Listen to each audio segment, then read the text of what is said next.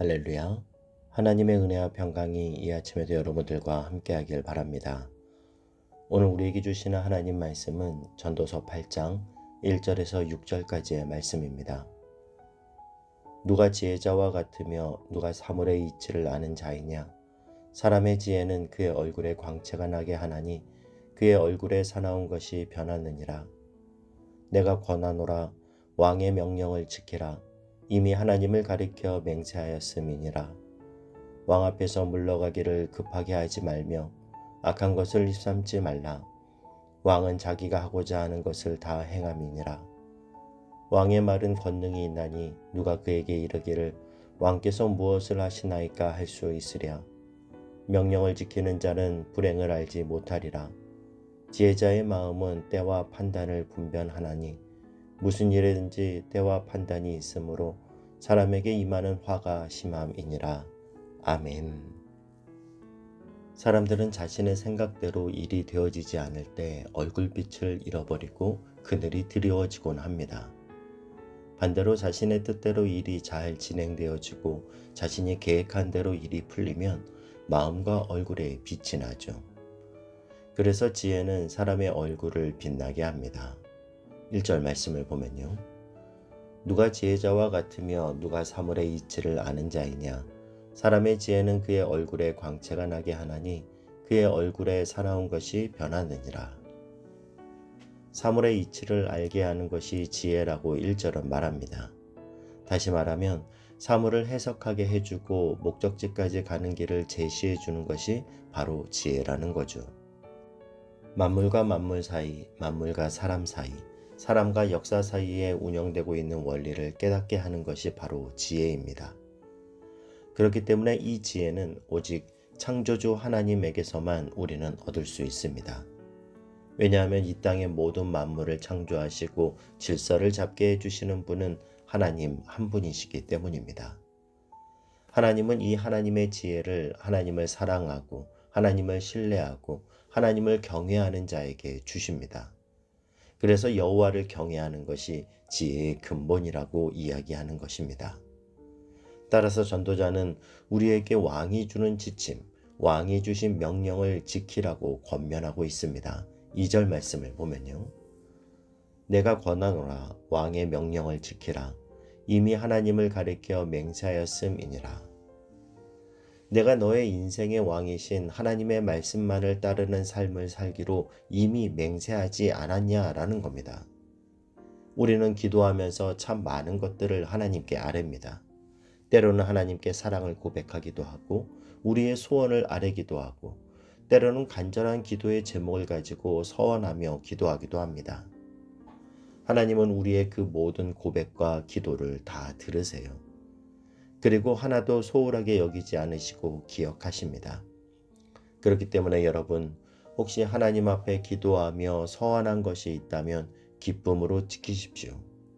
아무리 어려움이 예상되더라도 그 서원을 지킬 때 하나님은 우리가 상상하지 못하는 방법으로 넘치게 채워주실 줄 믿습니다. 여러분, 그것이 바로 신뢰입니다. 2절에서 우리가 눈여겨볼 것은 왕입니다.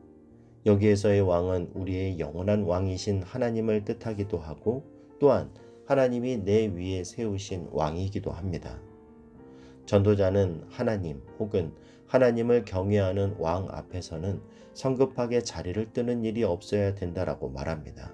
3절 말씀을 보면요. 왕 앞에서 물러가기를 급하게 하지 말며 악한 것을 일삼지 말라. 왕은 자기가 하고자 하는 것을 다 행함이니라. 왕의 말을 귀담아 듣기도 전에 급한 내 생각으로 급히 물러가지 말라는 겁니다. 우리가 왕이신 하나님과 그리고 그 하나님을 경외하는 왕의 말을 귀담아 듣지 않고 급히 움직이는 것은 마치 나침판이나 지도 없이 깊은 산속으로 무작정 들어가는 것과 똑같습니다. 그리고 왕이신 하나님과 그리고 그 하나님을 경외하는 왕에게 귀를 기울이지 않는 것은 하나님의 지혜보다 내 판단, 내 생각을 더 중요하게 여기는 무례함이라고 할 수 있습니다. 여러분, 오늘도 하나님의 말씀 앞에 머무십시오. 하나님의 말씀이 있기 전에 성급하게 기도의 자리에서 일어나지 마십시오. 하나님, 내게 말씀하옵소서. 종이 듣겠나이다. 이 겸손한 고백으로 우리가 하나님 앞에 설 때 하나님은 반드시 내가 들어야 될 말씀을 주실 줄 믿습니다. 오늘 이 아침 그 하나님의 말씀이 여러분에게 들려지기를 바라고, 말씀을 받았다면 더 이상 두려워하지 마시고 믿음의 발걸음을 내디딜 수 있길 주님의 이름으로 축복합니다. 하나님의 말씀에는 만물을 움직이고 일을 이루시는 권능이 있습니다. 그렇기 때문에 그 하나님의 뜻에 의문을 제기하는 것은 어리석은 일입니다. 4절 말씀을 보면요. 왕의 말은 권능이 있나니 누가 그에게 이르기를 왕께서 무엇을 하시나이까 할 수 있으랴. 우리의 왕이신 하나님은 인간이 아닙니다. 우리처럼 눈에 보이는 것만 보시고 우리가 생각할 수 있는 것만 생각하시는 분이 아니세요. 그분은 선하고 능하신 왕이셔서 일의 전후 상황을 완전히 파악하신 상태에서 우리에게 명령하십니다. 그렇기 때문에 우리가 그분을 진정으로 왕으로 인정한다면 당장 내 눈에 보이는 것이 없고 아무리 일의 실마리는 풀리지 않는 상태라 하더라도 우리는 그 말씀을 따르기만 하면 됩니다. 왜냐하면 우리들의 삶의 행복과 불행은 옳은 선택으로 결정되기 때문입니다. 그런데 우리가 믿는 왕은 어떤 분이시라고 말씀합니까? 5절 6절을 보면요. 명령을 지키는 자는 불행을 알지 못하리라.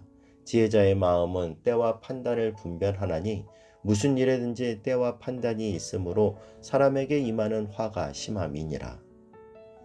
왕은 언제 그리고 무엇을 선택하는 것이 합당한지를 정확하게 알고 명령하시는 분이기 때문에 지금은 내가 헤아려지지 않고 보이지 않더라도 따르면 된다라는 거예요.